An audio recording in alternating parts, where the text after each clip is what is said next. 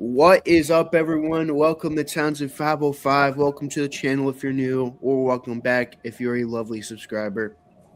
Today, me, Scott, and Jason will be continuing our journey through The Who. And, well, we have a special guest today. That is Ryan from Ryan Cam. How are you doing today, guys? Doing good. Well, survived the tornado, so Jason's the survivor here. You're still in Kansas, thankfully. yeah. If not, he Yeah, could say, I don't yeah. think I'm in Kansas anymore. Everything's still Dang, black and white. Yeah. I should have made that Wizard of Oz joke when I had the chance. No tornadoes where I'm at, thankfully. Yeah. Well, this is a really great episode because I've been wanting to do this album for a very long time. My review on Quadrophenia. This is an album that it's like so underrated.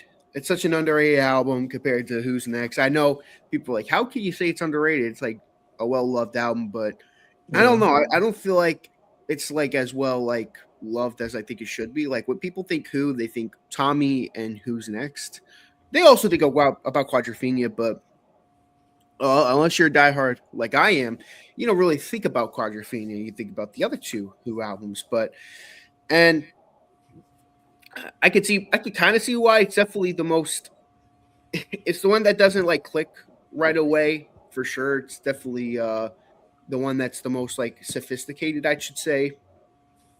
But before we get started on reviewing the album, what are our brief thoughts on the album before we begin? So, I've listened to Who's Next quite a bit, but I've listened to Quadrophenia more, and I think this album's just outstanding. Just from top to bottom, there's not a single bad song on here. Making a top 5 of this was so hard for me. Like, it was really hard. I love every minute of this thing. Well, I'm kind of I guess I like it the least out of everybody in the group. It's not one of my favorite Who albums. It's a bit of a struggle. I really fought through going through this album a couple of times to really try to get through, you know, what these songs are. It's a hard album, I think, for unless you're a diehard, I guess, kind of in this kind of a genre or something. I can't imagine a new person just listening to this album and be like, "What the heck did I just listen to?" It's definitely one like I don't know. You have to listen to other albums and then work yourself to this album, and then you can appreciate it. I know a lot of people are appreciating this album the more they go through it, and I would say I appreciate more the more I've gone through it, just because the musicianship is just out of this world good. Probably the best bass playing I've ever heard on an album, to be honest. But yeah. This was sorry, I did not expect that I was going to have some allergies there, but this was the Who album that took me the longest to get into. I mean, first time I heard it, there were 2 songs that clicked instantly: "The Real Me" and "Love Ran Over Me." Those songs are just awesome. Like first time you hear those, you're just like, whoa. The rest of the album, I was like, this is kind of a boring album the first time I heard it. But repeated listens, and especially whenever I was able to pick up the record, which I don't have with me right now, it's in my collection back there. But repeated listens have definitely changed my opinion on this album. This is kind of like the fan favorite album. This is the cool one to like. Like, you know, it's like the one for the quote unquote the real fans or whatever. Right. Yeah. I'm still going to say Who's Next and Tommy are my favorites. I would even say Who Are You I like better too. But this one kind of shot up the ranking a bit. When we did their original ranking video, it wasn't dead last. I think that was Who by numbers, but it was pretty close to the bottom. But it's gonna pull a reverse card, and this is gonna be near the top whenever we re-rank the albums. Just giving you a little bit of a heads up there. But I'll talk a little more about the concept behind the record when we get to our first song, because like the very first song, you have to know a little bit of information about what the concept of this record is to understand what the heck the first song is. But there is a concept to this record. This is their second rock opera. trying to be a spiritual successor to Tommy almost. I mean, we talked about how Who's Next was supposed to be their next rock opera Lifehouse, but then that never happened, and so we got Who's Next instead. But I'm not complaining because that album is awesome. But getting to make another rock opera, I think Townsend was trying to better himself with Tommy and make something even more ambitious. And so we'll see if he was successful in making something more ambitious and even better than Tommy. But yeah, that's kind of my brief thoughts on this album so far. The way you just talked about Quadrophenia reminds me of the way Queen 2 is. It's like Queen 2. Like a lot of people say Queen 2 is the Who's best album. It's kind of like that. Like it wasn't like super big.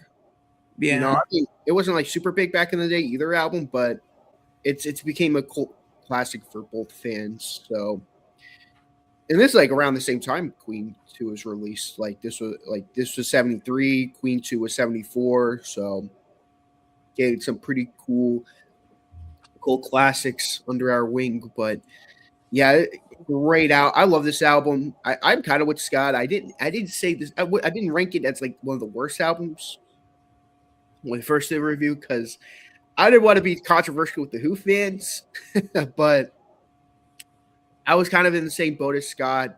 I was like, this is a good album, but it's not like one of their best albums. I thought it was a little overrated. But man, this is a great album. I mean, there's so much great musicianship in this album. The more I've been listening to this one particular song on the album, it's becoming one of my favorite Who songs. It's like really good. Scott knows which one it is. I'm not gonna but it's gonna be a fun review. I'm looking forward to this one. I see, for me, there's too many good albums for me to do there's too much good songs on this album to give it a top 5. I'm gonna give it a top 10 because there's too much good. There's just you could give your top 5, but I'm gonna give myself a top 10. This is just an album that I like too much to give just 5 songs. But anyways, enough rambling. We're gonna cover each individual song. There's gonna be one exception towards the end because it really does feel like just one big long song, but it's gonna be at the very end. But it's gonna be 2 songs. But unlike Tommy, where it's like there's like a bunch of like little songs that go together, this one it's actually it's a lot better. It's a lot better. So we'll do track by track this time. There's a couple songs they do technically. I mean, this whole album does technically go one together, but they're like full-fledged songs, So, anyways, without further ado, let's get started. We open up the album with "I Am the Sea." What do you think about this opening track? So, as I get older, I realize that one of my favorite kind of, I don't know, as aesthetic is the word, but my favorite aesthetic in music is just the ocean. Like, as I get older, I realize that if anything's like ocean or rain themed, I'll immediately get on board with it. Like that. This album has both. Yeah, it does. But like this, the rain song, I could go on. But this opening track is so awesome. It sets up the album perfectly. Like it touches on other songs in the album. You hear "Love Rain on Me" for like the first time in the album, foreshadowing what we would see later. Just outstanding, beautiful no notes. Yeah, it's a bunch of water noises and rain. It's like it was a weird track to begin with. Doesn't do anything for me. I was just like, okay, like unlike Tommy, which starts really strong with that intro track. It was like, I guess it's setting a vibe on the album. I don't know. All right, so I'm going to talk about the song as well as the concept because we got to talk about the concept behind the record too. Because I think that's kind of that was one of the key ingredients that helped the record click for me was understanding the concept here. But this is not the overture. Like Tommy had the overture. This album has an overture too, but it doesn't come until later in the album. This is just like a little soundscape to kind of give you just a little taste of what you're about to hear on this album. This album is about Jim, who is a young teenager in the late 1960s who is going through normal teenager things and is trying to basically find himself. And he's undiagnosed as multiple personality disorder. Um, and he calls it quadrophenia because he believes he has 4 different personalities. And each of those 4 personalities are representative by a musical theme on this album. And coincidentally, each of those musical themes corresponds with each one of his members of his favorite band, The Who. So we have Pete Townshend's theme, which is Love Reign Over Me. You get the Love Reign Over Me. You get John Entwistle's theme, which is It Me for a Moment? You get Keith Moon's theme, which is Bellboy. And you get Roger Daltrey's theme, which is called Helpless Dancer, which goes dun dun dun dun dun dun dun dun dun dun dun dun dun dun. So you hear all 4 of those while you hear the ocean just crashing by, because this is a little hint as to what's going to happen at the end of the album whenever he steals a boat, but we're not there yet. And of course, the ultimate end of the album with just Love Reign Over Me. But we're just hearing a little bit of each of these 4 themes just so that we get, just so that later in the album when we hear them, we'll be like, oh, I've heard that before, but I don't know where. This is the first time we hear that. And then, of course, you get the very famous intro right before we get to our second song where he goes, can you see the real me? Can ya? Can ya? And that just goes right into the next song. But yeah. I think this is a cool opening track. Yeah, it's weird. It's both not an overture, but it's still somewhat of an overture at the same time. Because like Scott said, you're going through all of these going through each of these themes, and I think it's cool. I think it's really cool. I like the French horn on the. I always thought that was cool. You could barely hear it, and you hear it faintly here.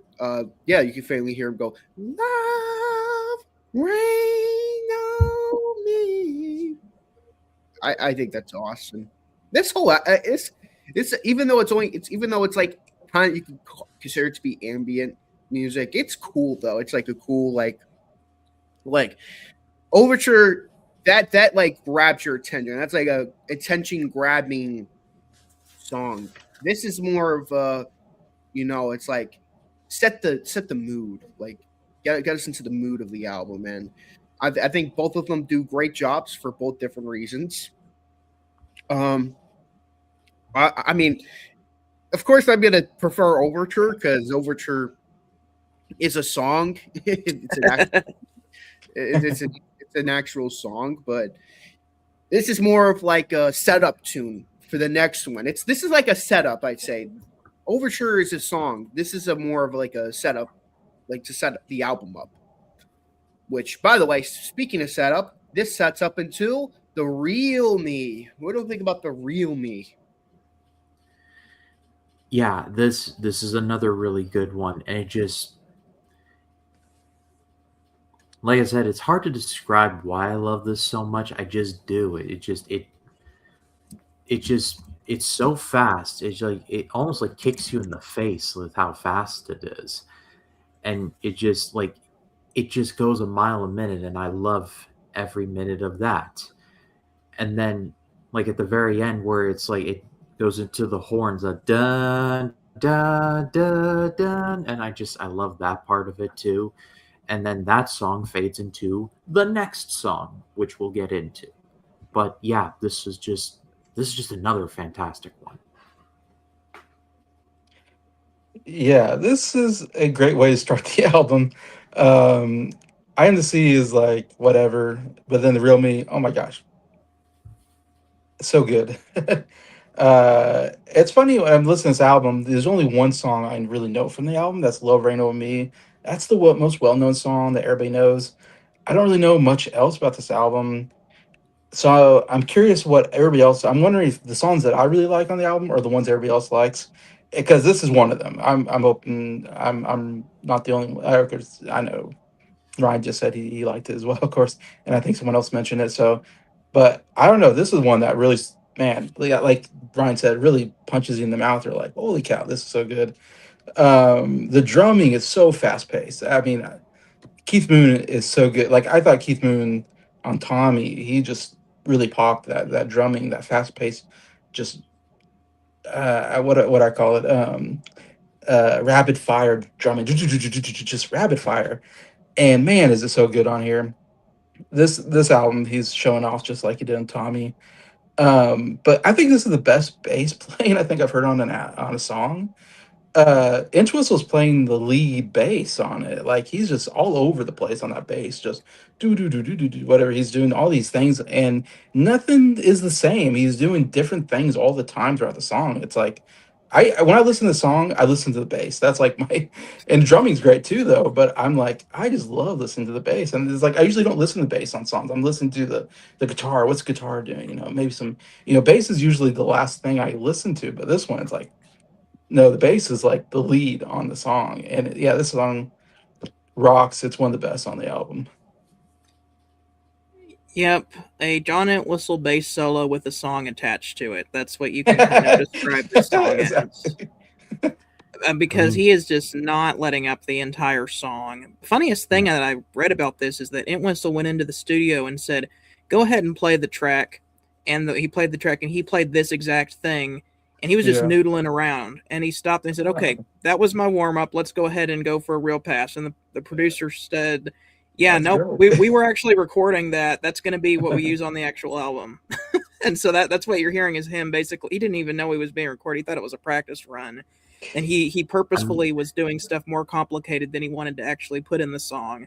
And the producer liked it so much they said, "Yep, we're going to keep that bass line in the song." But this and Reiew by Duran Duran are kind of my two favorite bass. Well, and of course, like another one, Bites the Dust by Queen. But that's more just like iconic. Iconic, yeah. This and Reiew by Duran Duran are probably the most technically proficient bass lines I've heard in a song.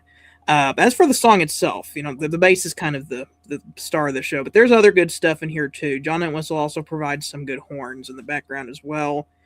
Oh, I don't think anybody's talked about Daltrey's singing yet. His singing on this is really good as well. He's definitely, found his voice and is very confident in his singing here, especially on the chorus with the "Can you see the real me? Can you?" And then, of course, Keith Moon's drumming as well. The drumming is just incredible. This is one of my favorite songs on the album.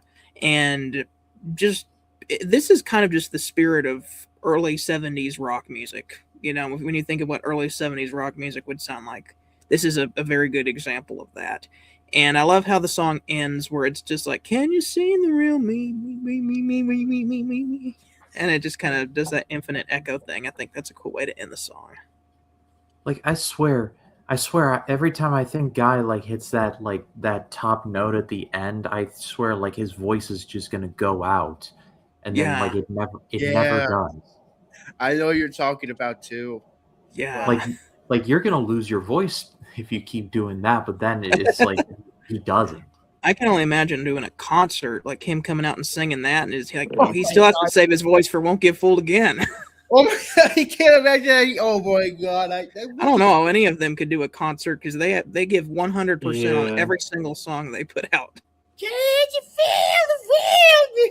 Oh my God. I mean, they play this whole album, I think, before in concert, just the whole album or something like that, which is I'm pretty sure when they did this tour, they did the whole album, but they had to stop doing the whole album because there were so many synthesizer parts and sound effects, they couldn't sync the tape up to them playing it live, so they went to just a normal hit set. Did someone say synthesizers? Yes, there are lots. That's another thing we haven't mentioned yet, but the synthesizers are very prominent on this album, and synthesizers were still new, so this is one of the first albums to use synthesizers prominently. Cool. Well, anyways, this song is awesome. I mean, come on. If this was a song Jason didn't like, that would be like the biggest shock of this review. Okay. So This this is is so one of the good like ones. this is like one of the big ones. This like, is one of the singles from this album. It's one of the Okay. Makes singles, and sense. like it's definitely more Yeah. straightforward compared to a lot of these other songs. It's like fast paced. It's a great song. It's such a great song. I love the guitar of and then the bass. Like this has to be the greatest bass playing ever. The greatest bass playing of all time. This is like 1996 Jordan. Like this is the bass playing on this album is like the equivalent of how Michael Jordan was in 1996. Like that both sealed the deal for who the GOATs are. You know, Yeah. John Entwistle is the greatest bass player of all time. You can't convince me otherwise. I love you, Paul. I love your bass playing on something, but Yeah. I'm sorry, but these delusional Beatle fans out there who were voting Paul over so I'm sorry. I love the Beatles. I love Paul, but this is a case where I'd say, John, if you're talking about songwriting, Paul is better. Don't get me wrong. If we're talking about songwriting, Paul is better. I'm not saying John Entwistle is an overall better, musician than Paul. But if we're talking about bass, sorry, Paul, you're in that lane. Paul, you're in that lane, and John Entwistle, you're in like your home lane of your own. So.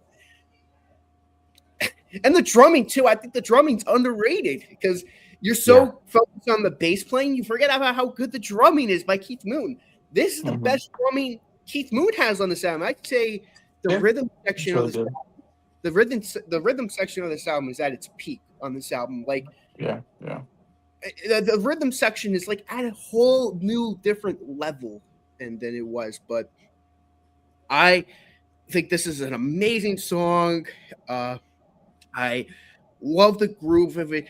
Daltrey, what has happened to him? What has happened to our boy Daltrey? Because he has gone crazy. I mean, especially at the end where his voice is starting to crack. I'm like, I'm with you guys. I'm like, what's going on with him? Like, is he gonna lose his voice on this album? Like, what's going on? Like, I thought, I for sure thought, that I don't know. I was just like, wow, it's insane. I love this.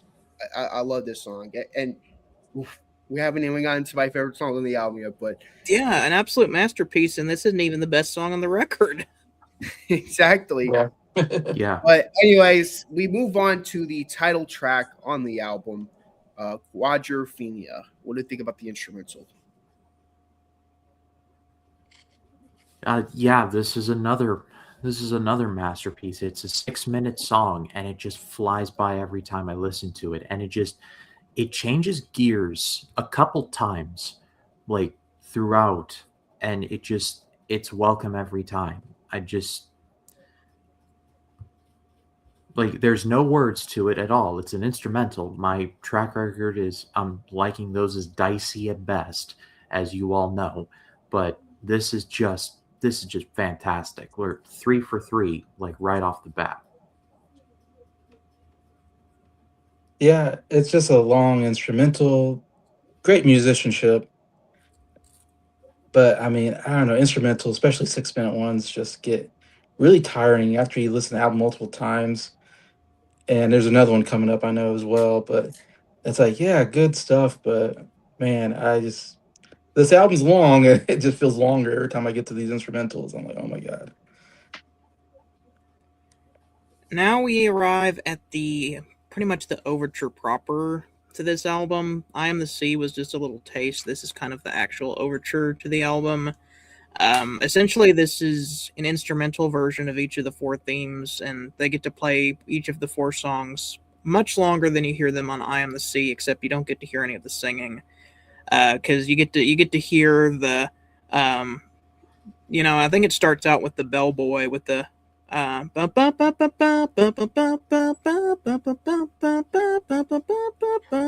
that's the bellboy theme.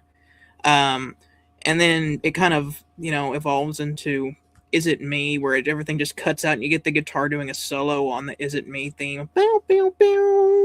pew, pew, pew, pew, with the synthesizers underneath playing like ominous chords. It's really cool. I know you get Helpless Dancer in there somewhere, but the big thing is it ends out with the Love Reign Over Me, where everything just stops and you get the synthesizer do do do do do do do do do do do do, bow bow bow bow bow bow bow bow bow bow. And that's all I'm going to say about that, because there's a whole song of that later on. That's the thing. This album just leaves you wanting to hear that song so badly, and they tease you with it throughout this whole album, and they make you wait till the very last song to hear it, because you know it's coming. Throughout this whole album, you know it's coming, and you hear little snippets of it throughout this whole album, and you're like, "What? Come on, let's get to that song." And they make you wait the whole album to hear it. I love this album, and it's like frustrating in the best possible way, that whenever you finally hear it, you're like, yes, I've been waiting for this song. But any more discussion on Love Reign Over Me, we're gonna have to save for the last song. the end. But anyway, this is a cool way to kind of introduce your 4 themes on this album, in a way that will stick with you much better than I Am the Sea. I Am the Sea is just more like a, hey, let's listen to what this album is about in 30 seconds with some ambient sea noises. This is a great instrumental. I mean, if we're gonna compare the 2 instrumentals now, this and Overture, I take Overture, but not by much though. I mean, this is great, like great jamming and all that, but I don't know, for some reason that Overture would be hitting sometimes, especially at the end with the Captain Walker didn't come home and one boy child would never know him. Believe it, man, another man, don't expect to see him again. Like, that's great. That's like peak right there. But anyways, I love this. I love this instrumental. I don't really have much to say more if it's just the overture of the album, but yeah, I think it's strong instrumental. Well, that goes into the next song, Cut My Hair. Well, Crosby almost cut his hair. Well, Pete Townsend went and just cut his hair. What do you think? So yeah, this one is a really good one too, and this one is the first one where we really get into not the whole meat of the story, but it's like our first taste of the meat of the story. And yeah, this one's a really good one too. It's like the main character. I don't know if this character has a name per se, but it is like Jim. Yeah. Oh, really? Yeah. I learned something new today. But Jim is like, do I fit in or do I stand out on my own? So I loved that part of it all. And then it leads into I love this part at the end. I think it's on the end of this one. My memory might be failing me, but at the end where it's like we get the BBC radio broadcast of like 1,000 youths chased the leather-clad rockers into the hotel. I love that part. Like I love that part of the song. I can't understand why, but I just do. I like that little cherry on top of it. So yeah, it won't make my 5, but this is a really good song. Yeah, I was listening to it today, and it did there was like a news thing. Yeah, man, it gave me Preservation Act 2 vibes really bad on that song, because Preservation Act 2 by the Kinks, if you don't know that album, there's a bunch of news reels during this is what's going on, and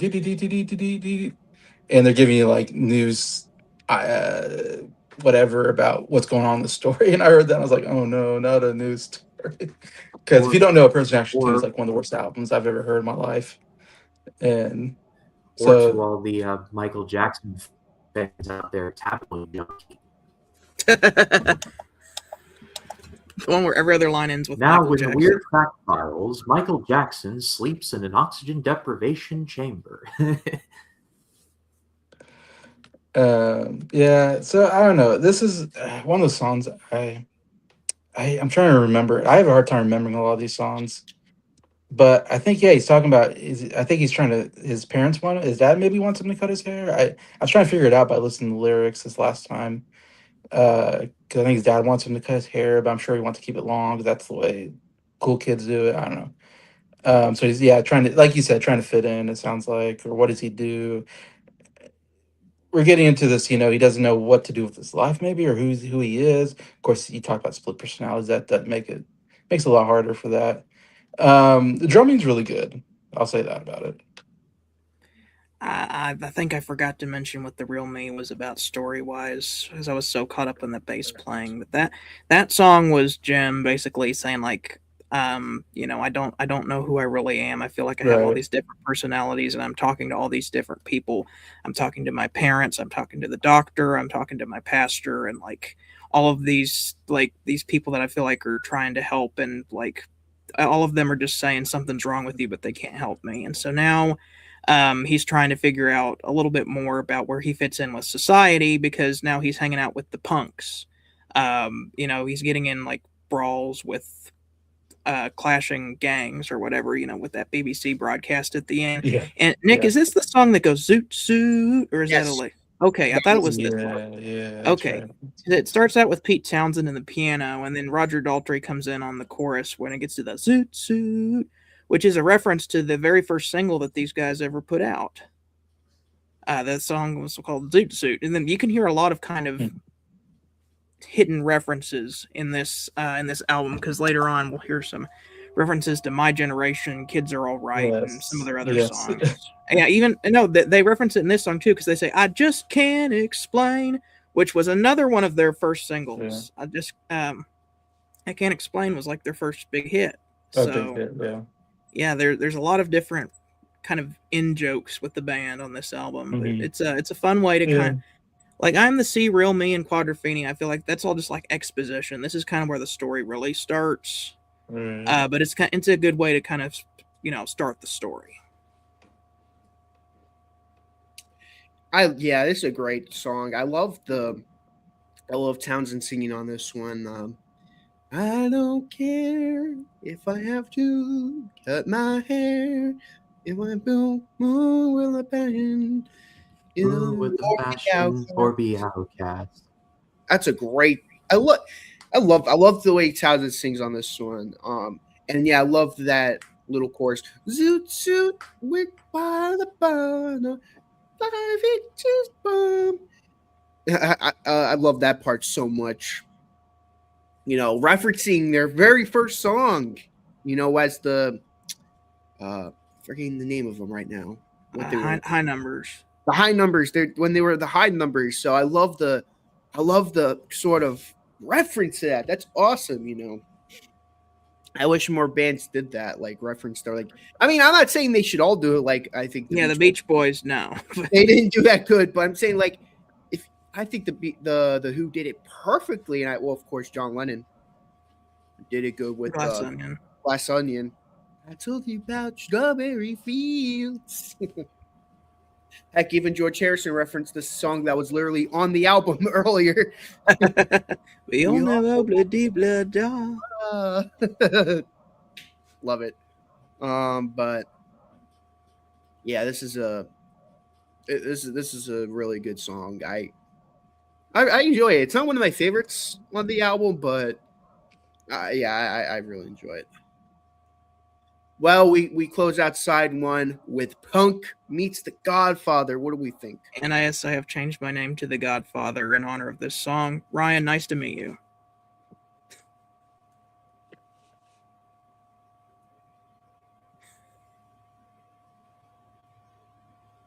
Oh, I think you're on mute.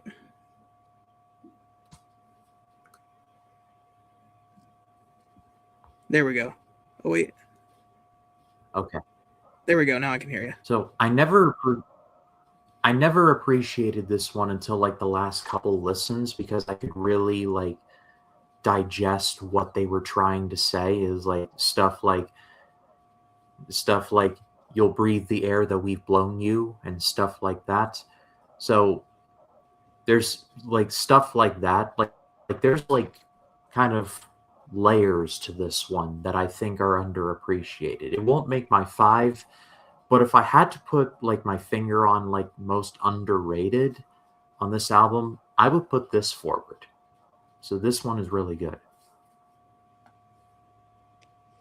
Yeah, this is one of the best discoveries I had going through this album this time around for this review. I would say The Real Me, The Punk, and The Godfather are like the two songs I was like, man, these are really good songs that I just never really knew about. And you wouldn't know about, I don't think, unless you heard the album. But yeah, this was an excellent song. Again, I love the guitar and the bass on here, with the guitar kind of doing this kind of rhythm of the dun dun dun dun dun, and then the bass will echo it boom boom boom boom boom, and then it goes back to the dun dun dun dun dun do do do do do da da da da da da da or something like that. It was like I absolutely love that the guitar and the bass playing off each other. So cool to start this song out. And I mean everything was great. The drumming, the bass guitar. I mean, again, I'll say it again. On this album. It was so good on honest. But I really like the chorus. And when it goes into that, like I'm the guy in the sky or something like that, something and fly and blah blah. I'm the punk in the gutter. Like that was such a great part, or and then something about punk with a stutter, and I was like, yeah, that was really catchy and great vocals on Daltrey. I don't know who the Godfather is. He keeps saying punk in the gutter, and I was like, where's the Godfather? I don't know if I heard the Godfather in that, but he keeps talking himself, I guess, as the punk. And then after they do the chorus, there's this after chorus part that's so cool. I don't even know what they're saying. I can't. I didn't see any lyrics on the I know Spotify that I what they're was saying, and watching. it's another in reference. What's All that? I know is like bum bum bum bum bum bum bum bum. Oh, that was so My, great. my, my, my generation. Is that what they're saying? Yeah. Oh Okay. wow. I didn't know that. I Also, couldn't tell what they were saying. one thing that I just remembered is at the end of this, there's like this little like synthesizer beat. It's like the duh, I can't even do it, but it's like you all Yeah, know the one I'm talking about. At like the bitter end of the song, the very and I'm end. like, this sounds so beautiful. Like it Yeah. sounds weird saying it's beautiful, but it's beautiful to me. I Yeah, I really. thought this song was fantastic and one of the catchiest songs on the album for me. Yeah. Punk meets the Godfather. Another. Yeah. You guys are all talking about how great this song is. We're going to continue the train with appreciation for this song. This is one of the most underrated songs on the album. Jason was talking about the guitar riff. The guitar riff is awesome. That kind of story wise, our main character is a young teenager trying to find a job, and as we can tell in one of the later songs, "Dirty Jobs," he doesn't have much luck finding a job, and when he does, they overwork him and he quits. So, like, what does he do? He's got to find some way to make money, and so he's working for the Godfather, who's a mob boss. So, kind of not exactly the most legal way to make money, but it's kind of like I've got to do what I've got to do Hmm. to get by kind of situation here. Um, I love the chorus with the da down, da down. I'm the new president. I'm a Yeah. punk in a cotton. You got like underneath that, you got like the synthesizer that's like bow, bow, bow, bow, bow, bow, bow, bow. Really cool. And then the after chorus thing Jason was talking about is like one of the best parts of the song, where it all just kind of gets real quiet and you get like an almost mechanical sounding. My generation, which that's supposed to symbolize, I think, that like the main character's favorite band, because I've read the liner notes. It comes with a book, and it says that like the in universe the main character listens to the Who, which is kind of funny. Yeah, it's kind of funny. They put themselves into this album. Pretty meta, yeah, they put themselves in. But yeah, this is one of the probably gonna be in my top 5, but we'll see.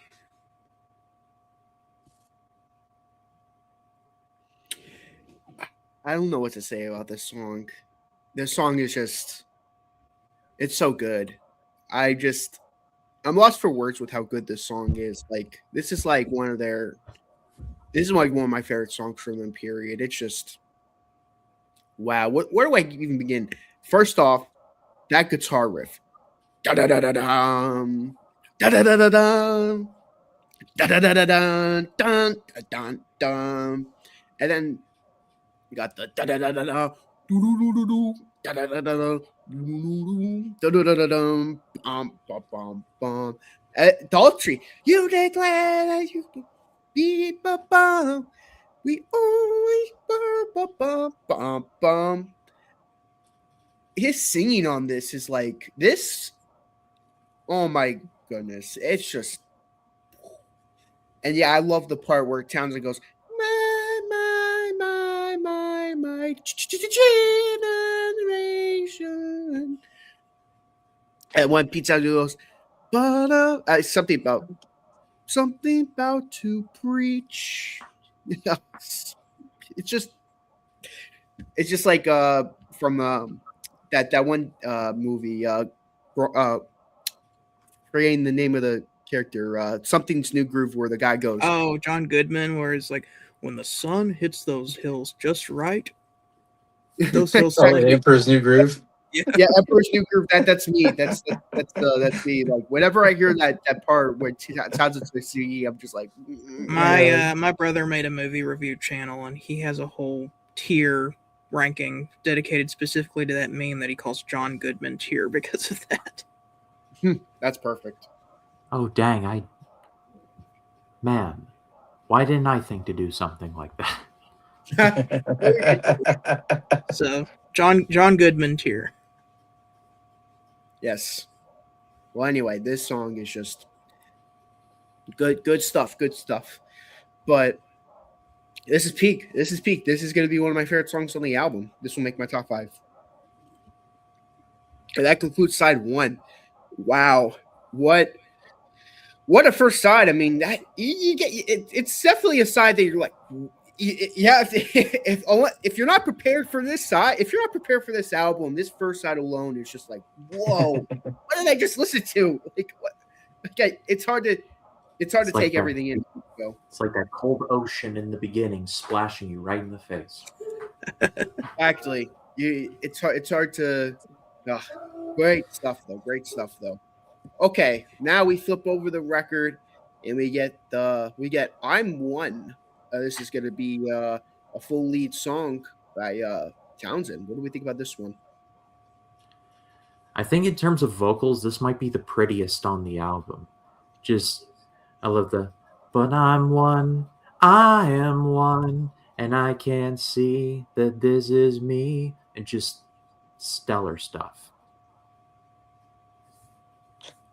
Yeah, this is the acoustic, I said kind of country-ish song on the album. Yeah, it was okay. It's, again, one of those where I'm like, I don't remember much about it, but I can't wait just being like, yeah, it's okay. Pretty good. I must say, though, this is one that I don't remember as much. Like, some of the other songs on this album kind of stand out to me more. I like this one. This isn't one of my favorites on the album, but I like the way he sings it. I am one, dun dun dun, but bum bum bum bum. This is me, saying I'm the one. I'm the one. I'm the one.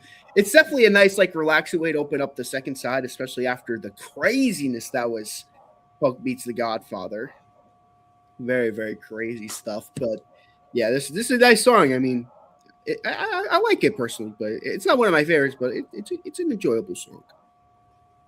Now we get to the next song on the album, "The Dirty Jobs." I don't know. Maybe I confused this.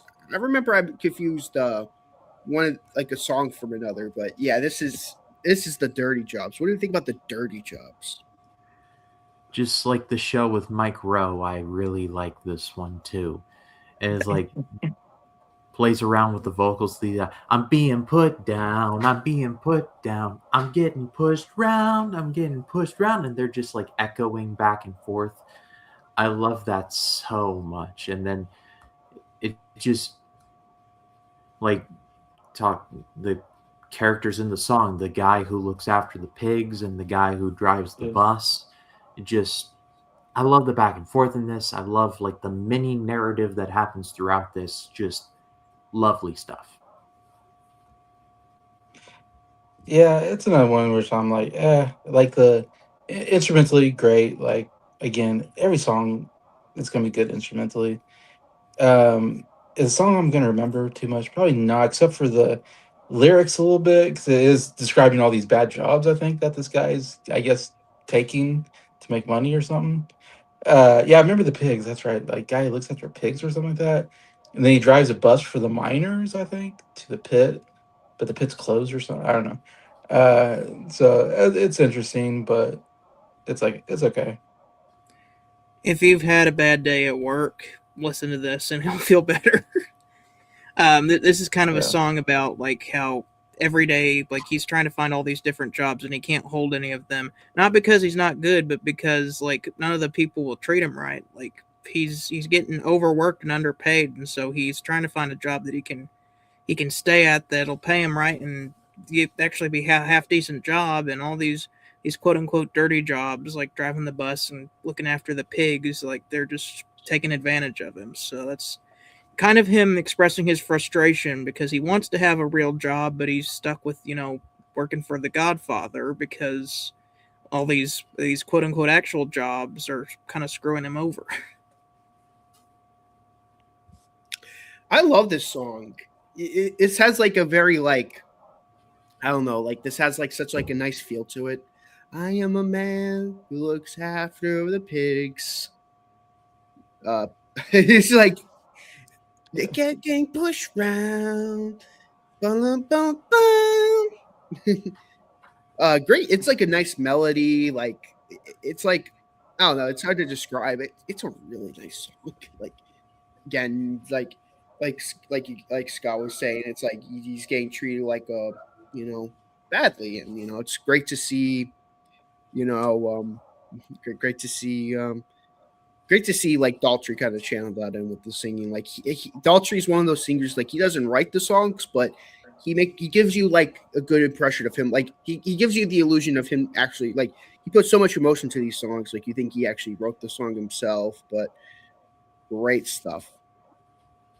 Well, we move on to Helpless Dancer, Roger's theme, as it says on Wikipedia.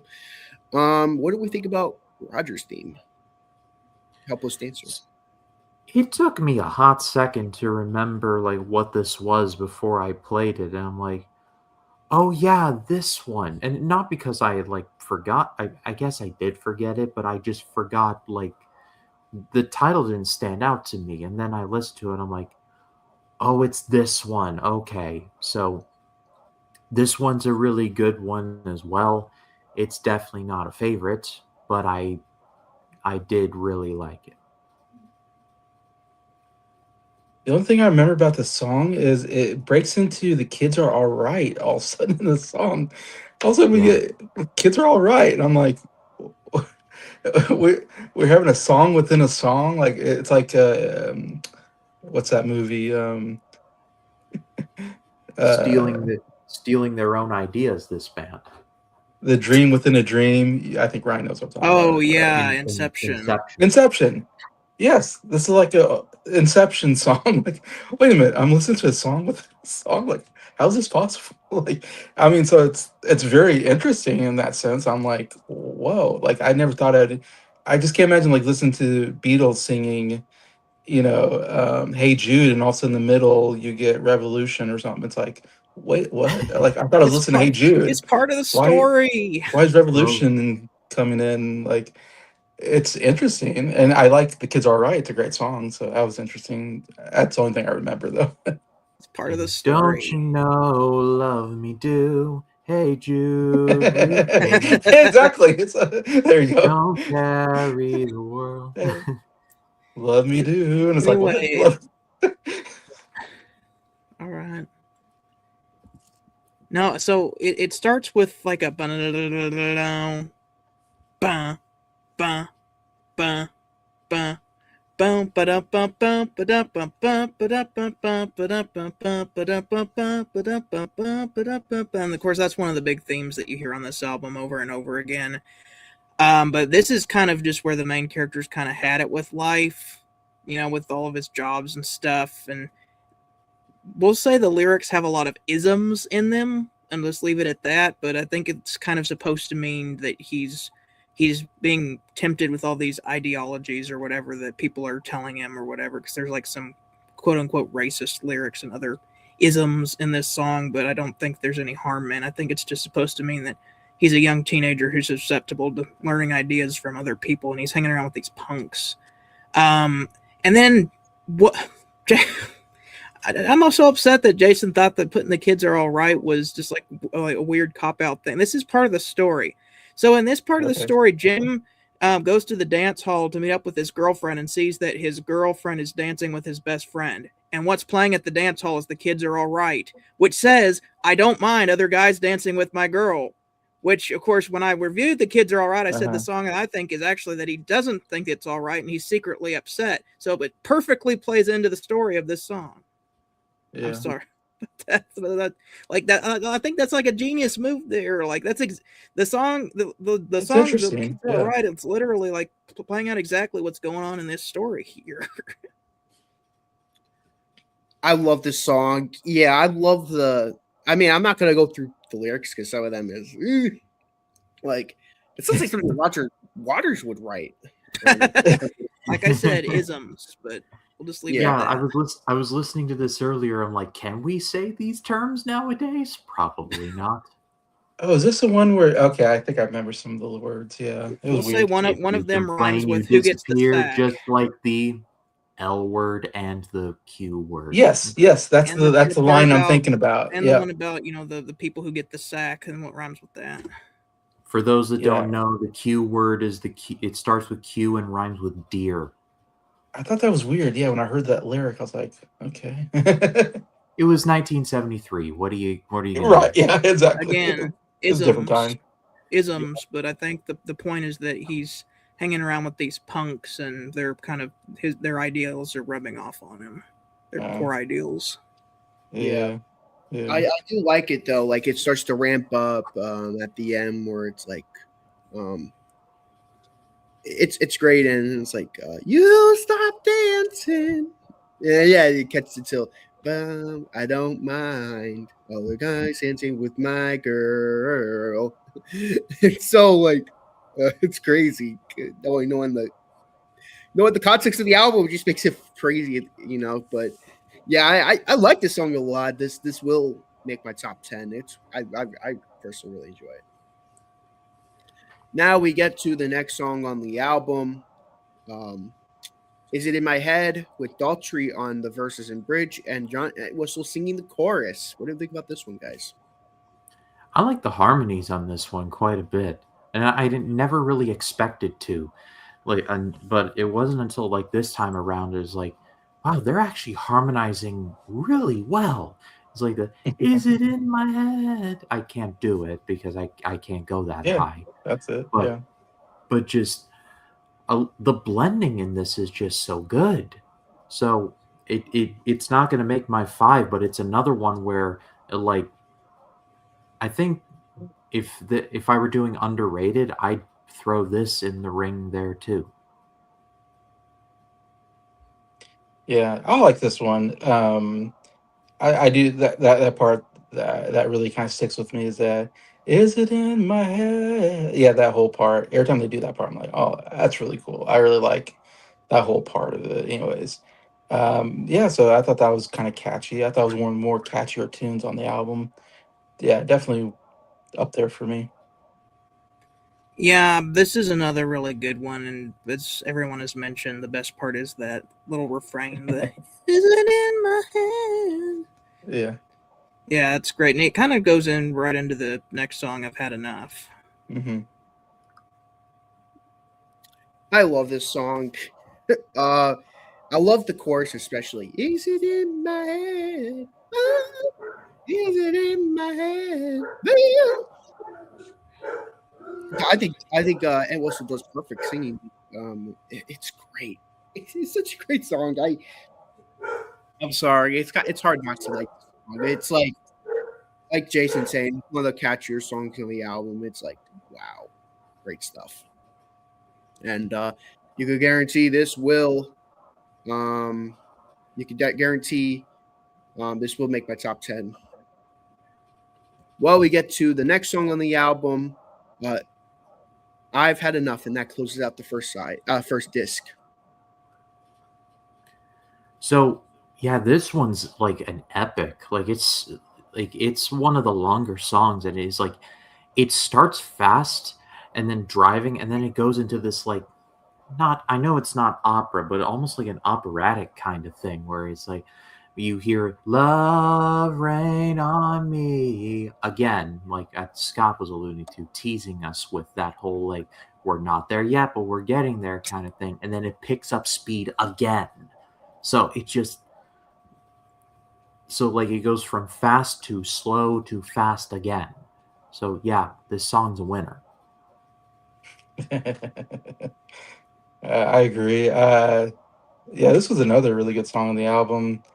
Yeah, I thought it was cool when they did the "Love Reign Over Me" part. Yeah, like I don't know if that was like in the middle or something.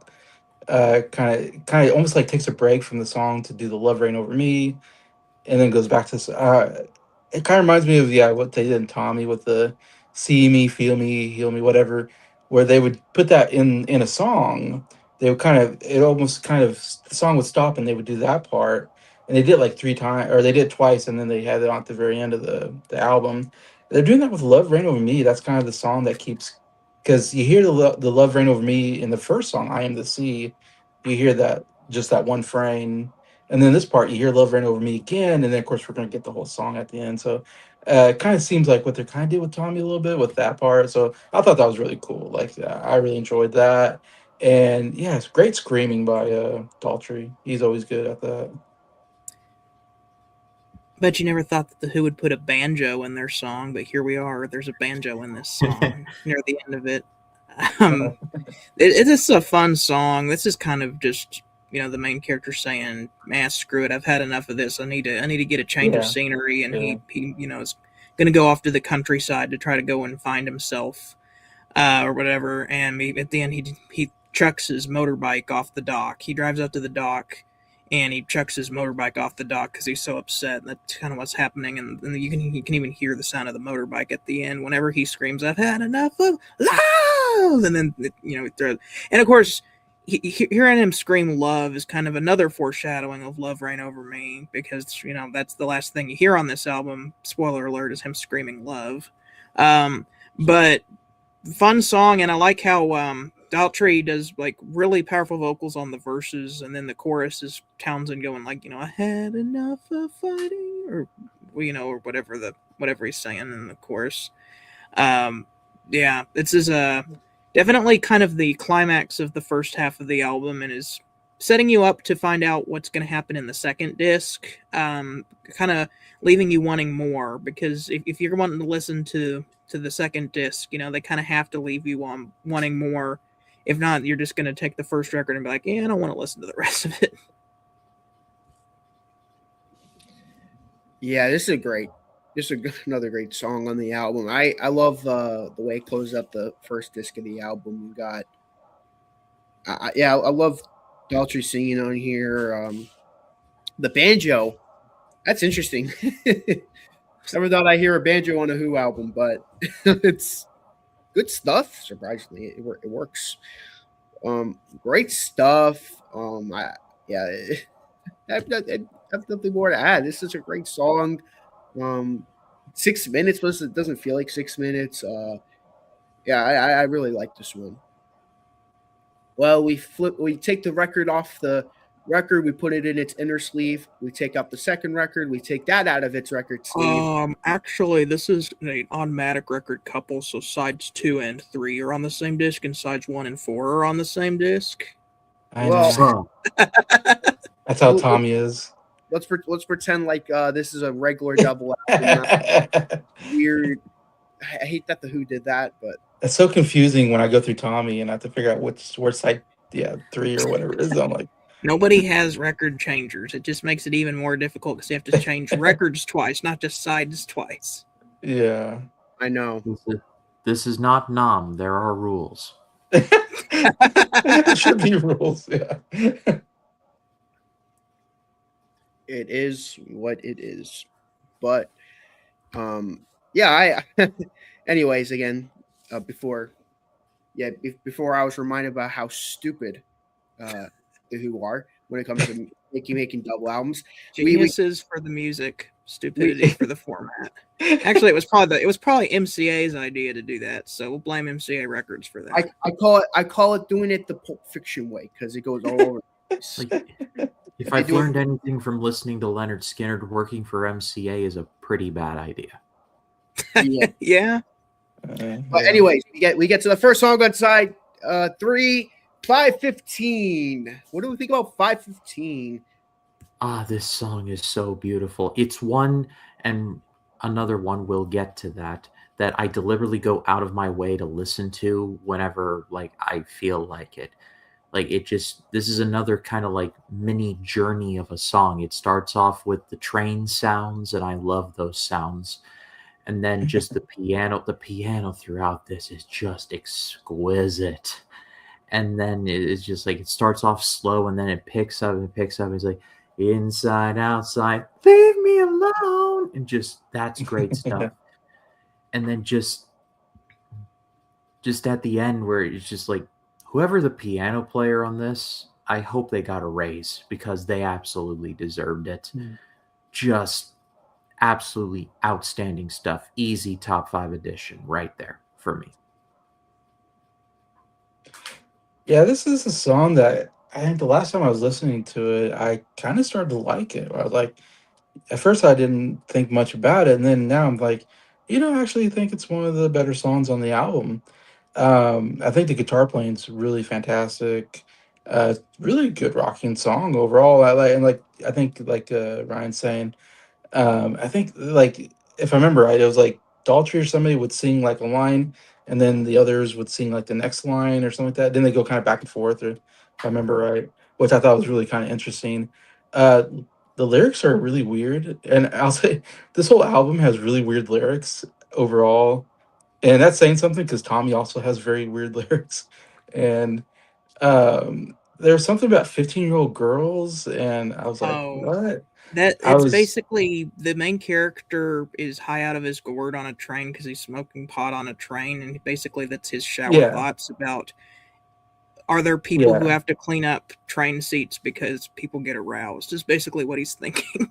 Yes, yes, It's like just exactly. shower It's thoughts about while he's high. it's very weird some of the stuff yeah, he mentioned something about seats and I was like, "What? Like this is weird." You know, it's that kind of thing where I'm like, I don't know.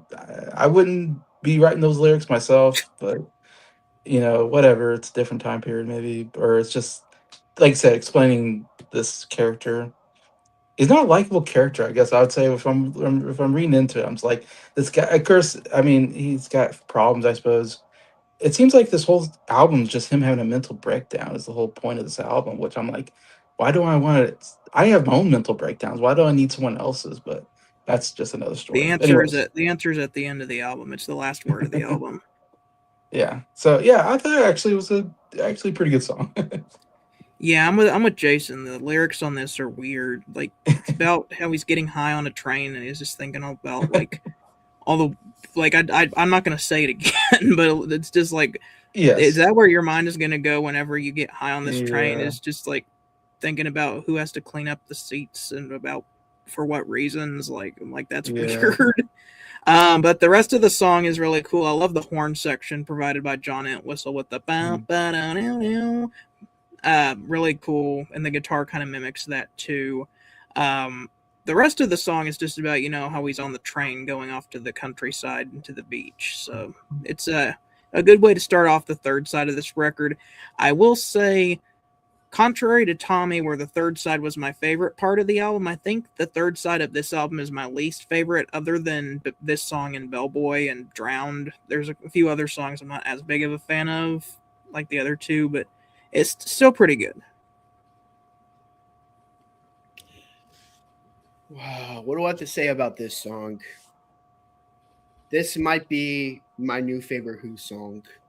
This song, I've been playing this song so much as of recently. It's not even funny. First off, you kind of get like the ambiance to start off again, kind of like the ambiance to start the um Yeah. first disc, and the when it begins, you're thinking like, is this gonna be cut my hair again? Like, and even the way Townsend sings, why should I care? I'm like, what does he say? If I should cut my hair again? And he's like, why should I care?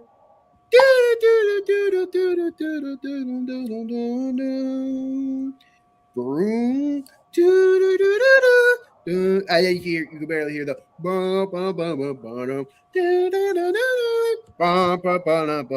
girls of 15 sexually knowing the others of 15. That's the line. There it is.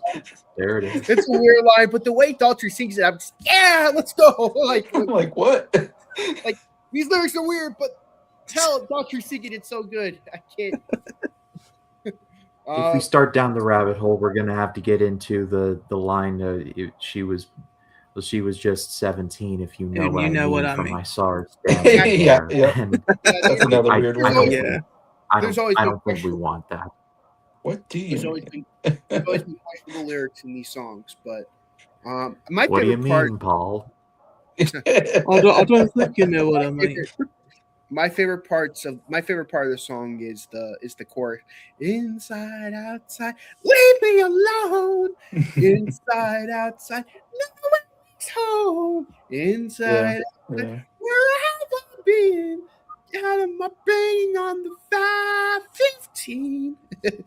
I love that so much. See- I love there's another part of the song where he's like, wrapped in the quarry, slowly sinking back of the lorry, holy hinching, dreadfully sorry, apple scrumping.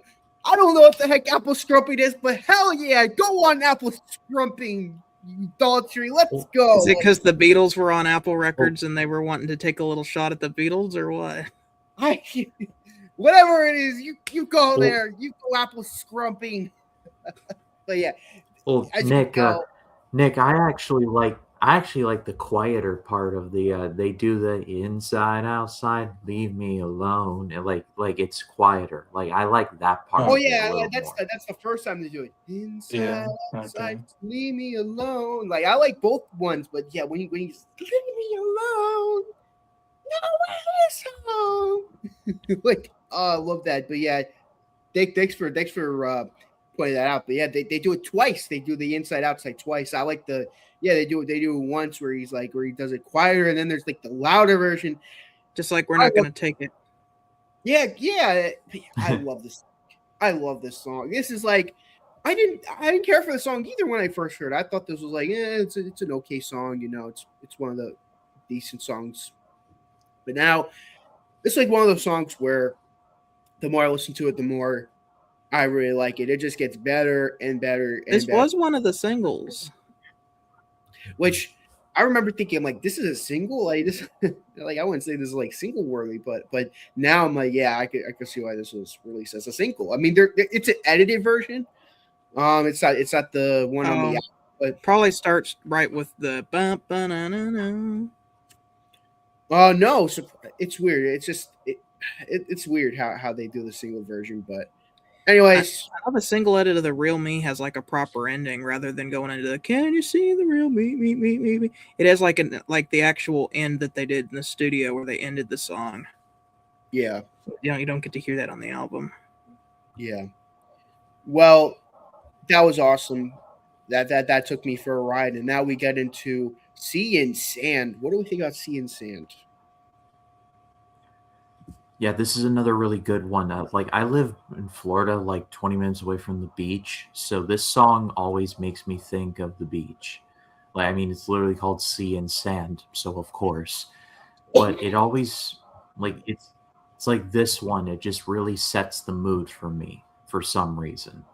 Like yeah, like I said, making a 5 of this was really tough, and I know Nicky made a 10. I didn't do that. I made a 5, but this album's just chock full of like gems, large and small, and this one just so happened to be one of the smaller ones. Just really, really great stuff. Yeah, I'm trying to remember the song, and I'm struggling to remember what was the song. If someone starts saying some lyrics, maybe. Yeah,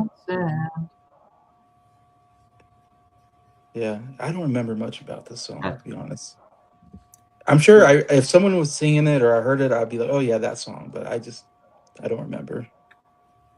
Yeah, I think this is the most unnecessary song on the album. I feel like it goes nowhere, and the next song, Drown, kind of just reiterates the theme that we're on the beach and I'm by the ocean. So yeah, this is probably my least favorite song on the album. Um, it's I feel it's a little boring.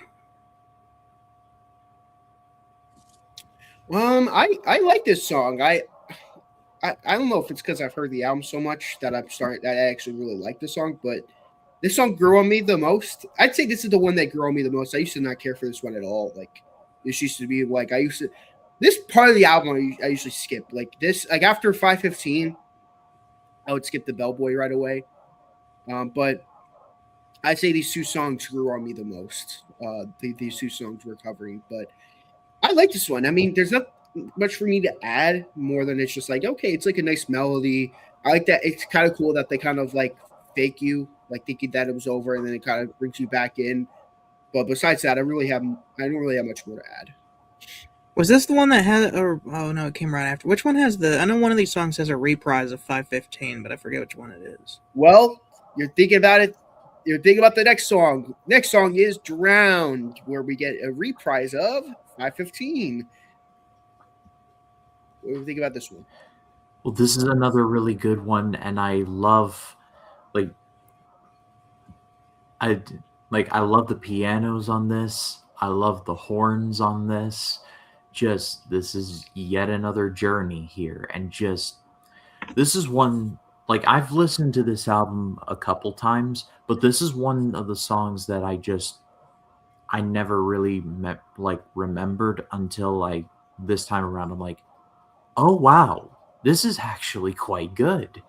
So again, not my favorite, but it's still just like they put way too much sauce into this one, like with the horns and the piano. It just they didn't have to go this hard, but I'm so glad they did. This is another song I don't remember much about.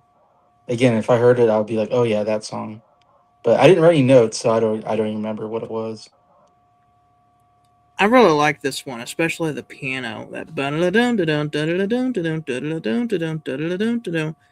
and then when Roger Daltrey starts singing, like there's an effect on his voice that almost sounds like he's actually underwater, kind of like a. I mean, it's a lot more subtle than that, but like it sounds kind of like he's underwater when he's singing this. And there is a reprise of 515, which took me the longest time to figure out until like the last time that I listened to this record. And then probably the highlight of this song is at the end where he screams out, "I want to drown in cold water." That's kind of the most memorable part of the song, apart from the piano riff at the beginning. This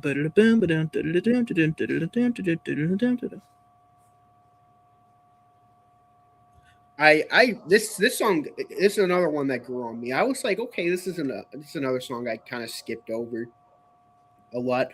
But I love the energetic feel of the song where, especially at the end, like Scott mentioned, where he says, "I want to drown in cold water." Yeah, like I remember when I first heard that, like I was kind of like not listening to it, but I was listening to it at the same time. But when I got to that part, I'm like, hold on, what did you just say? I want to drown in cold water? I'm like, what? But yeah, I enjoy this one. I thought this was a good one. Well, anyway, we move on to the last song on side 3, and that is going to be Keith Moon's theme, and that is going to be Bellboy. What do you think about Bellboy? Well, there have been a couple Bellboy references. Now we're here, and that's what it all means. More of the same from Drowned. Like I love the instrument play here. I'm not going to lie, this one kind of felt a little samey to Drowned to me. I don't know how sacrilege that is, but that's my opinion. Good song, but it's around this point where I'm like starting to notice like similarities. Good similarities. I'm not getting tired of it, but I'm just like, okay, they're definitely copying their notes a little bit with this one. Perhaps literally, but I digress. All right, this is my least favorite song on the album.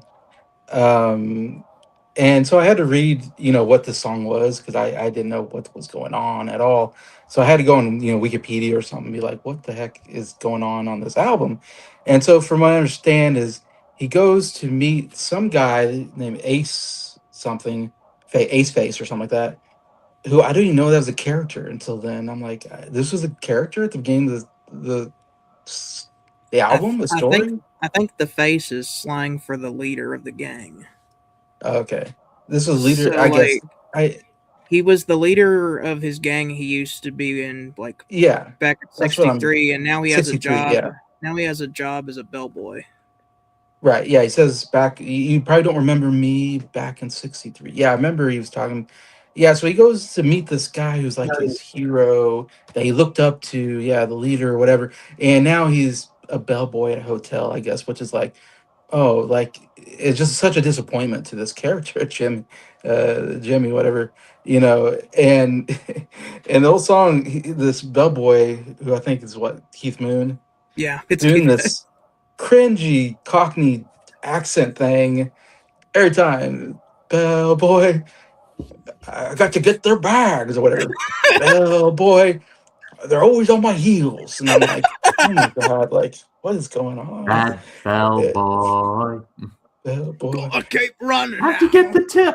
I want to get on my heels, and I'm like, what? Must clean the toilet, Bell. Yeah, it's such a goofy song. Of course, it's a Keith Moon. He always has the goofiest songs on these things. But yeah, to me, every time I hear it, I'm like, Rest in oh peace. god. Yeah, it's such a weird song. I don't know. Man, you're gonna hate it because I love this. I think it's cringy, but in the best possible way. It's hilarious. Like you start out with this cool synthesizer, and then he's just like, "A beach is a place where the man can feel. He's the only one in the world that's real." So like he's like, he's there on the beach. He's Mhm. vibing out, looking out over the ocean, and then he sees his friend come up, and he's like, "Could that be him? Could that be the face or whatever? The leader of the face." And he comes up and he's a bellboy now. And then the bellboy, when he sings, is so funny. He's just like, "I got me a job," and he like kind of half top sings when he first starts, and then you get to he's like, "And I got me a nice shiny badge which says bellboy."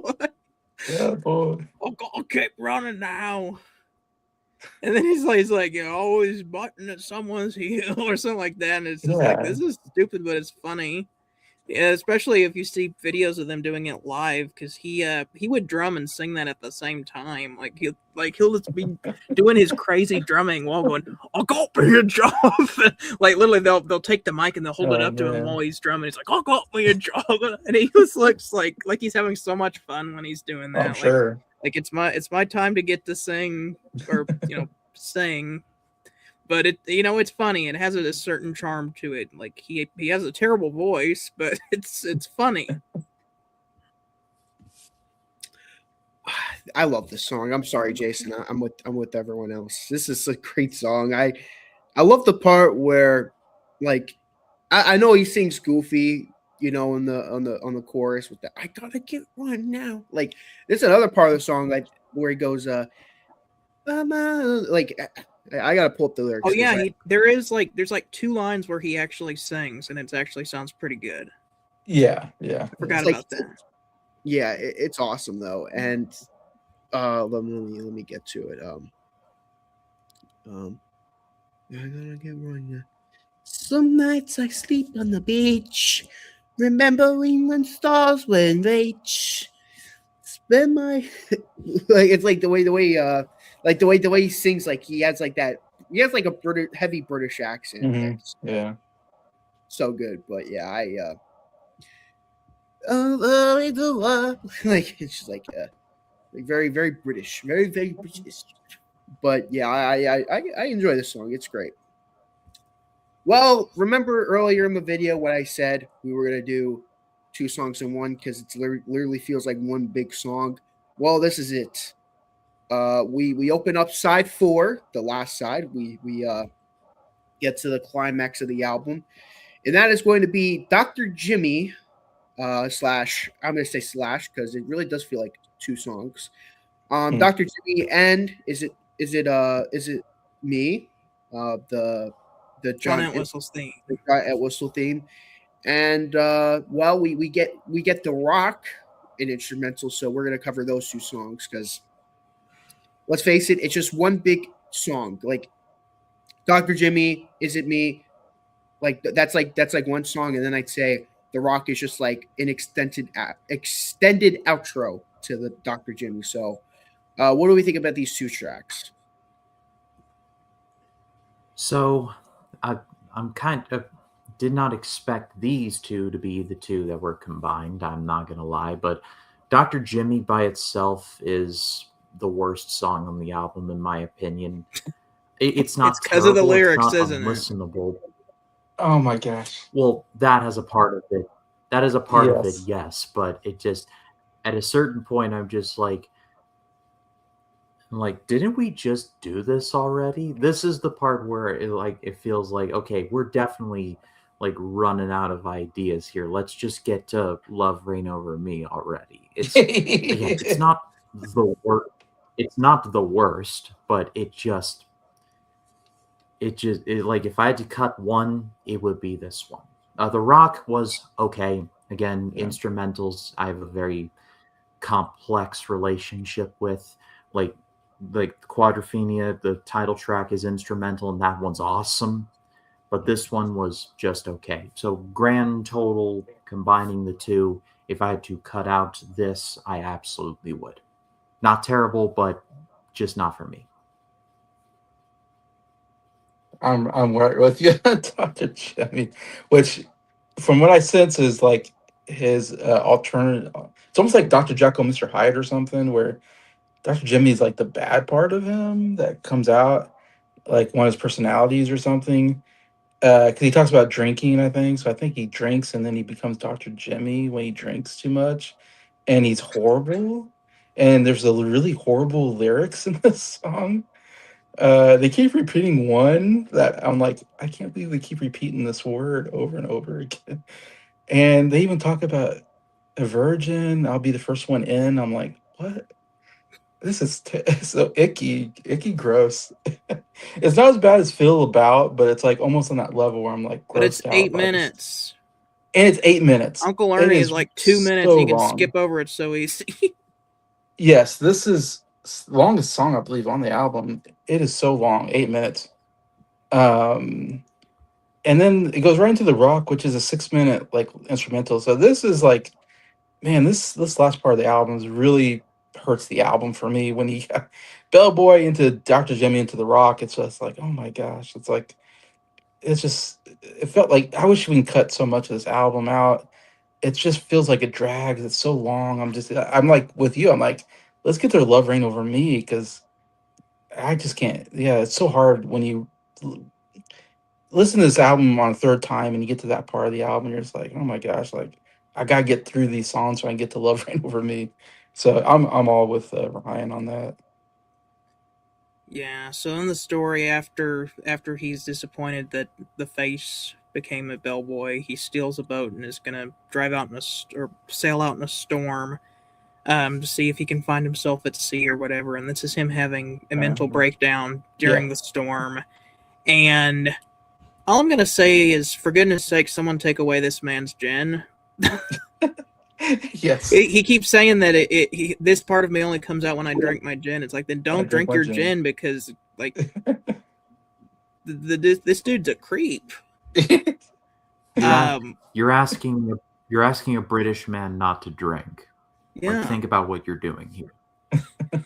Anyway, which is sad because musically this song is really cool, but like I think they wanted to go some uncomfortable places to show how just angry this guy is, and this song is too much. Just putting it bluntly, I usually skip this song because it's too much. Yeah, I know he was trying to be probably a little edgy and, trying to show just like the teenage angst or whatever, but I feel like this song is too much. Like we had the perfect, some of these songs that perfectly describe just like normal things teenagers go through, like dirty jobs, trying to find a job, even like Real Me, trying to find where you fit in.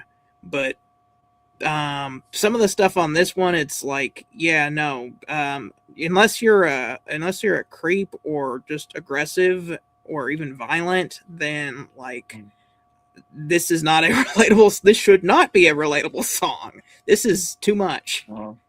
And what really pisses me off is that John Entwistle's theme is stuck smack dab in the middle of this, and they didn't even give him the decency to get his own song. Yeah. The Is It Me song is in the middle of this, and that's like one of the coolest songs, and it's just a little snippet. Like, they didn't even give him his own song. Why did they have to hide the Is It Me song in this? Because like hearing that all throughout the album, the Is It Me for a moment, I'm like, yeah, that's gonna be an awesome song. And we get to the part that actually is the song, and it's part of this, and like, I'll just say John deserves better, especially after he provided the greatest bass playing of all time on The Real Me. And you're not even going to give him his own full song, and you're going to put him on a song that talks about abuse in multiple different ways. Not cool. Is it me for a moment? Yes, John, a literal moment. Yes, for a moment. For a moment. Shut up and play the song about the spider, John. Moment. That's funny. Shut up and strum. Well, there's two sides to this song that I feel about it. There's the part of the song where I'm like, this is musically awesome. Like, this song gets me going musically. And I'd say most of this song is great lyrically. Like, I mean, for the most part. But there's two glaring problems with this song. First off, what is it? I'll take it. Who is she? I'll rape it. Yes. Why? Yes. Why? Like on Tommy, they said that, but it was kind of more just like a FU kind of way. Like, this is literally talking about that. Yeah. Not only that, but it was brief though. That the we're gonna rape you part, that was brief. This kept going on and on. It just kept going. Kept saying it. He kept saying it. I'm like, okay, we get it. We get it. We get it. Oh my god! And please stop now. It ruined an otherwise amazing chorus. Dr. Jimmy and Mr. Jim. When I'm pilled, you don't notice him. He only comes out when I drink my gin. I'm like, yeah, this is gonna be great. And then if you steal his gin, he becomes Kurt Cobain from that one song. Give me back my alcohol. Give me back my alcohol. I was literally just about to reference Polly. Because I would be like, I wonder if Dr. Jimmy has met any people named Polly and they want a cracker. No. Anyways, let's talk about all the problematic songs. And then you think I think the rape part is the worst. The virgin one? Yes. You think she's something about like I gotta look up the lyrics. You say she's a virgin, but I'm gonna be the first one in. I'm gonna be the first in. Like, ugh. Me too. Like, I'm getting so me too by that. like I get such an uneasy feeling. 1973. What were you like? Yeah, Helpless Dancer. I can just chalk that up to it being released in a different time. This is just. Yeah. I'm ready to talk about Love Ran Over Me, where we can actually talk about something good. You know that part of Family Guy. Well, I still have my song review, but remember that part of Family Guy when they were just puking, like like that's me when I look at those lyrics. But I'll give you a solution to those lyrics though. What is it? I'll take it. Who is he? I'll break it. Like, I'm gonna fight him. I'm gonna hurt him. Like, that's a good way to show aggressiveness. A good way to show that he's drunk. Like, he becomes violent, not becomes a sexual predator. Like, this could have been such an awesome song. This could have been like one of the most well remembered songs on the album because of how badass it sounds. But man, Townsend, like, I get it. You went through some tough stuff as a kid, but Yeah. it's rough listening to these lyrics. And like Yeah. Scott said, it's so weird hearing "Is It Me" in the middle of it all. It's so weird. Like, you're thinking, like, now they start doing it. Like, I have rape and virgins in my head. Now you're gonna what? And then it goes into the rock. Therapy is not that expensive, Mr. Townsend. Yeah, especially for a guy like him who has tons of money. Stop Yeah. putting your therapy sessions on your records, It's on. please. Yeah, he did it once with Tom, and now he's doing it here Yeah. on Quadrophenia. Like, ugh. Yeah, it's very true. Now, then we got the rock, which to me, like I said, it's more of a extended outro for the next song. Like, I wouldn't consider it to be like, I don't know. In my opinion, I always feel like the rock was pointless on the album. Like, it's like the most pointless track on the album. Like, it doesn't. So the liner notes, the description is the 4 themes become one. So it's where they Yeah. play the 4 themes again, and Play at the the 4 end it themes. does like all 4 of them at the same time, which is actually pretty cool. That's cool, and I do kind of like it. Like, like it's one of those things where, like, I don't. But the thing that bothers me is, like, I don't even know it even. I don't know when it starts. Like, it just, again, to me, it sounds like an extended. It just sounds like a very like an almost 7-minute outro to Dr. Could have Jimmy. put "Isn't Me" there. Exactly. That's what I mean. That's like my biggest problem. Like, you have Dr. Jimmy, like, that could, in my opinion, Dr. Jimmy could have been like a 5-minute song, and have this song be like, and have like "Is It Me" like the rock and "Is It Me" that could have been like the 6-minute track, and then like have "Love Right or Me" as the last song. But the rock, to me, it just sounds like, again, it just sounds like an overly long outro, like a very overly long outro. That I'm like, this is cool, but what does it add? Combining the two, it costs us 15 minutes of all of our lives. I know you're just like when's "Love I Right could have or Me"? listened to "Won't Get Fooled Again" and "Who Are You" within this time. Yeah, Well, we did Having get that- fooled having- by listening to these two, but I digress. having everything said, though, I do like the section of the album, but it's not like none of these tracks I go back to. Like, a lot of these songs on the album I will go back to on its own, even though it does sound weird going back to like a story written album. But these songs, what makes me like this album more than Tommy, you could go back to these songs and not feel like it's out of place. These are just great rock songs that just so happens to have a story. The problem with Tommy for me is it's hard to get into songs like "Tommy, Can You Hear Me?" It just feels out of place. Like, it's If you play Cousin Kevin, people are gonna think you're weird. exactly like why are you listening to a song about someone getting bullied? Like, what's wrong with you? But this album, it works, except for this part of the album. This is the only part of the album where I feel like that unless you're listening to the full album, this feels so out of place. Like, but anyways, rambling aside, and by the way, my score will not change. It's still one of my all-time Oh favorite. no, these are just slight Yeah. blemishes on an awesome album. Yeah, people are like, why is News of the World, Jazz, and A Day at the Races, like, why are those 3 albums higher than this album? The Rock Dr. and Jimmy. Dr. Jimmy are the 2 reasons why. Those Lyrically, even just lyrically. Just lyrically, those are the reasons why this album is not in my top 3 favorite albums. Like, if they changed the lyrics to Dr. Jimmy and they made The Rock into "Is It Me," this would be my favorite album of all time.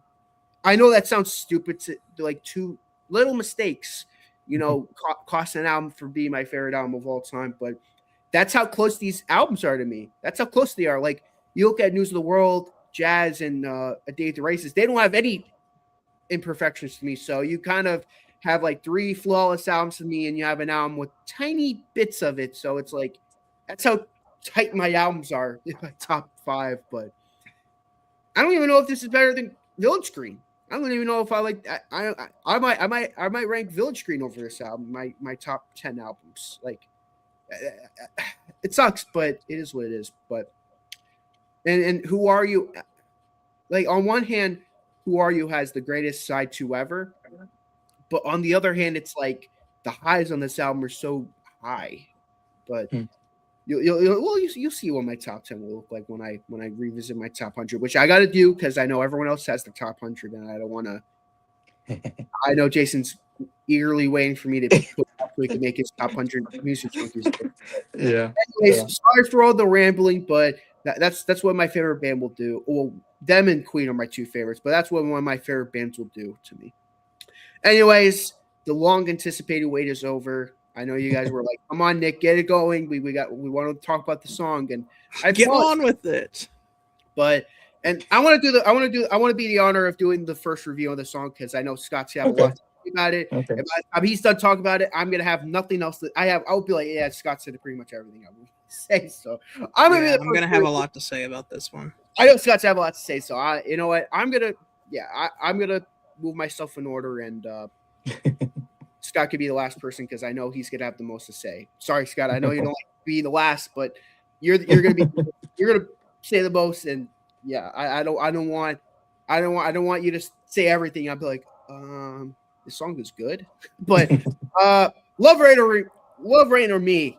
This song is awesome. I love this song. I mean, first off, after 6 minutes of a very long outro, we get the rain, like the sound of like I believe it's like rain. It's so like you get this like ambiance, and you get the piano, like you're just like, what are we in for? What are we in for? And you get Daltrey, who starts off kind of calm. Only love can make it rain. The way the beach is kissed by the sea.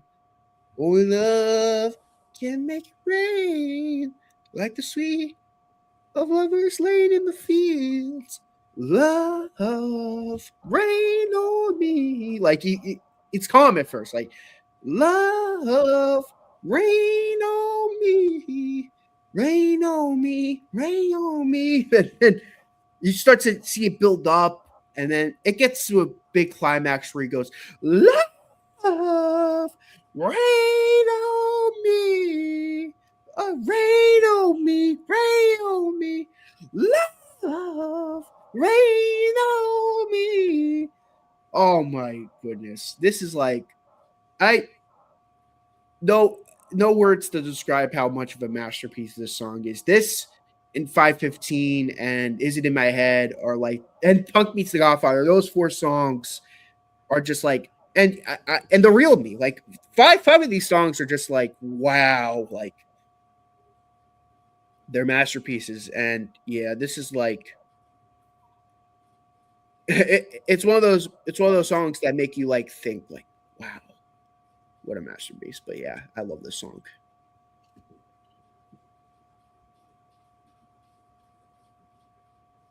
Like this is one of the greatest rock songs of all time. Just phenomenal stuff. That's all I have to say. I'll just talk about just a couple things I really like about the song. The piano intro, yeah, really cool with the rain. I really, really like that. The way Daltrey sings the Love Rain or Me is so cool vocally. It's the best, one of the best things I've heard him do. He's almost shouting and singing at the same time. It's incredible the way he does that. Love, right? I mean, it's just incredible how he sings it. I was like, wow, it's like he's shouting, but he's singing at the same time. Like, it really works the way he. I mean, you really feel, I guess, the passion of the song through that, which is really cool. And then you have to talk about that drumming at the very end. I mean, and it's even funner if you watch on YouTube. You watch them do it in the studio or whatever. And usually Keith Moon has like these ear things on, and he's just got this big drum set. And he's just it's just this the rapid drumming is just so incredible when he does that. And at the very end of the song, man, it's like one of the best rapid drummings I've ever heard in a song, which makes him why I think he's probably my favorite drummer of all time. Anyway, so I'll just say, yeah, it's a great song. Obviously, it's the best song on the album. This is a top 5 song, and I'm not just talking about on the album. This is a top 5 for the band in general. Like one of their 5 best songs, and I'm not exaggerating. This is breathtaking whenever you hear this. It just sends shivers down your spine with just how incredible the musicianship is on this song, especially starting out with that piano with the rain sounds, and then there's some like timpani or something that's supposed to symbolize the thunder. I'm pretty sure that the piano intro, like the that sounds kind of like the rain, was taken from a demo recording that Pete Townsend did, but whenever they went into the studio, nobody could do it the same as him. He's like, I guess I got it right the first time, and so they just used the demo recording as the intro. But then we get that do do do do do do do do do do do do, and then the vocals come in with the only love can make it rain. And then you get to that very powerful chorus. Bow, bow, bow, bow, bow, bow. Rain on me. And then you get to the bridge. Ooh, I need a drink of cool, cool rain. And then the synthesizer starts playing like it almost sounds like an orchestra string section. Apparently, when they did Tommy, they were wanting to add an orchestra, but they couldn't because they ran out of money or whatever. When they did this album, apparently all of the orchestra that he wanted to put on the album, he either had he had Entwistle do all the brass sounds because he could play horns, and any of the string parts he wanted to do, he just played on the synthesizer. So that's why you get the synthesizer that sounds like a string section going like the. You get some amazing vocal gymnastics towards the end, all highly climacted. Well, that's not a word. There's a climax at the end where he just screams love, and it is like almost as cool as when he does that scream at the end of "Won't Get Fooled Again." You can hear Moon like literally banging his drum set. And I think you can even hear him kick it over. I think he kicked it over at the end. I think Townsend like knocked over the piano too or something because you hear like a piano go bang, like it fell or something. But I think like Moon knocked over its drum set and Townsend kicked over the piano or something to get that big sound, loud sound that you get at the end. But it's just like one of the coolest closing tracks to any album, and it really kind of ends the story on a like it doesn't finish the story very well, but that's kind of what this story needs because it's kind of up to you to decide what happens. He gets shipwrecked.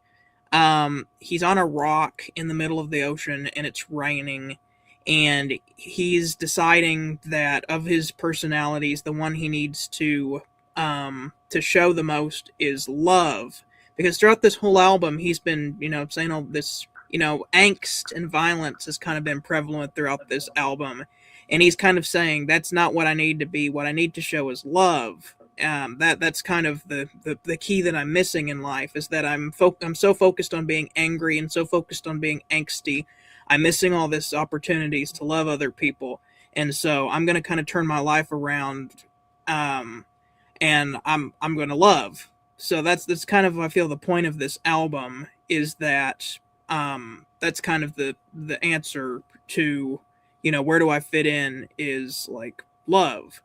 Like if I don't know what else I can say about this song because it's just amazing and a perfect way to end this album.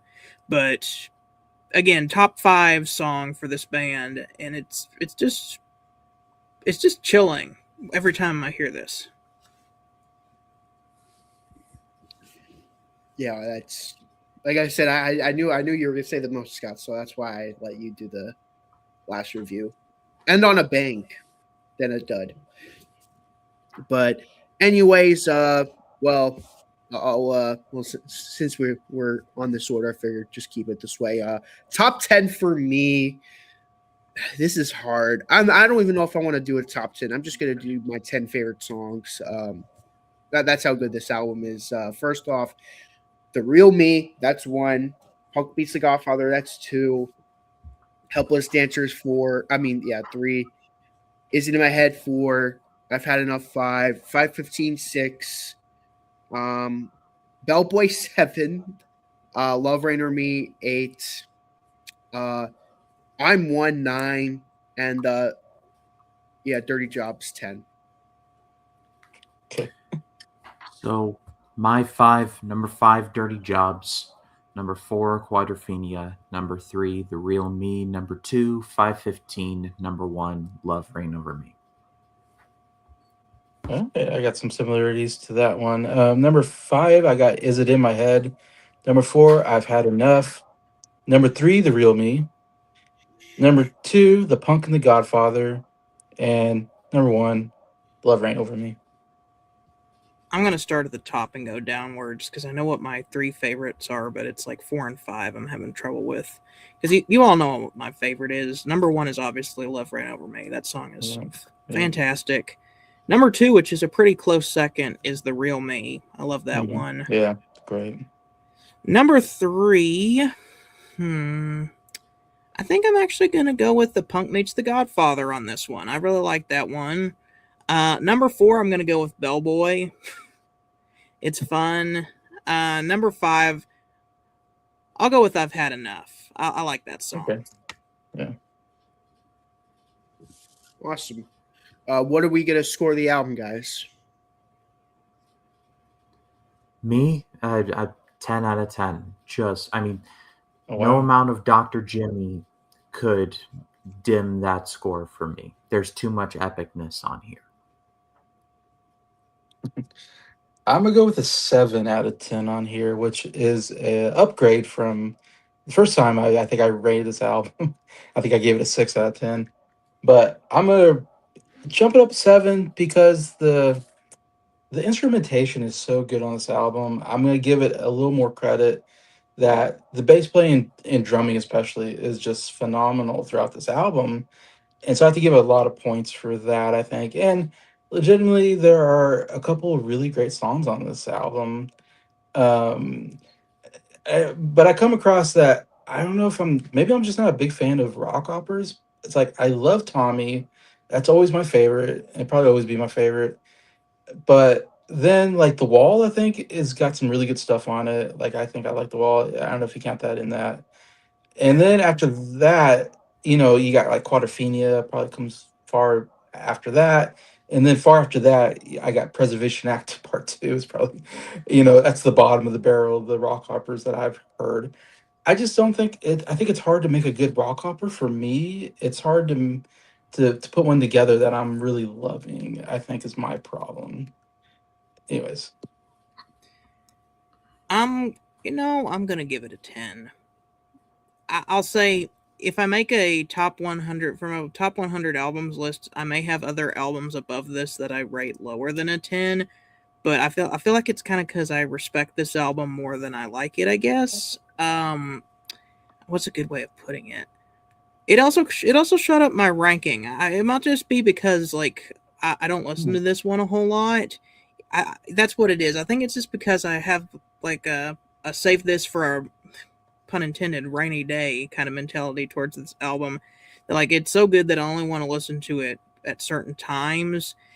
And I also may have albums that I listen to more often that I may like more than this, but like taking a look at this as a piece of art, like it definitely is a 10 out of 10. Yes, there are things that I do not like about it. Dr. Jimmy not giving John his own song, and Sea and Sand is not one of my favorite songs, but there's too much good stuff not to rate it any lower than that. Also, on a technical perspective, I think this is a more impressive album than Tommy. I just personally like Tommy better because I don't know, I like the songs on it better, and Yeah. I feel it was more innovative for its time. But this is more impressive, and I will say this has a better story too. Tommy has such a weird story. At least, like I can track what's going on with this story, and it doesn't have giving kids drugs and pinball cults or whatever.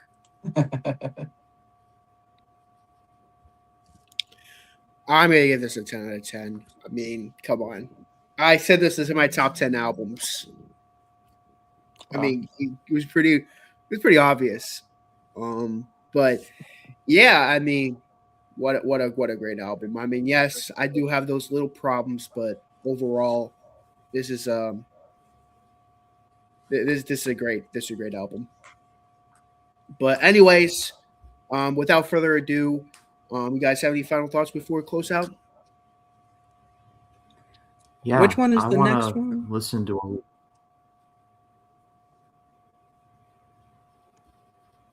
Oh, sorry. I What want to what listen album to a is the few next? more. Hold on. Well, the next one would be Is it? Odds and Sods. I say I Okay. think it's odds and sods. Yeah. Yeah, that's Okay. the next one we're gonna review. Okay. But, Sorry, Brian. What were you gonna say?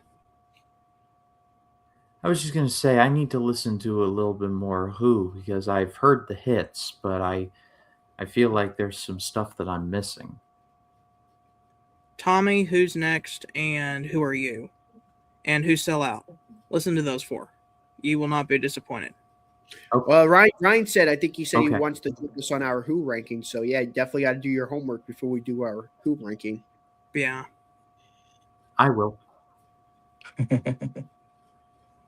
Yeah, I'm so glad we got through this one because this is the hardest one for me to review. I think I don't know, it's a tough album for me to get through and review it just because it's so long and I'm not as familiar with it.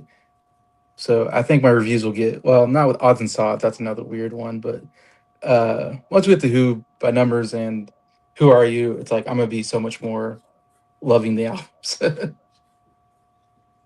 Fair enough. Well, thank you guys so much for watching. I knew this was going to be a pretty long video because it is a double album, and I have quite a bit to say. But thank you so much for watching, and I'll see you guys in the next one. So long.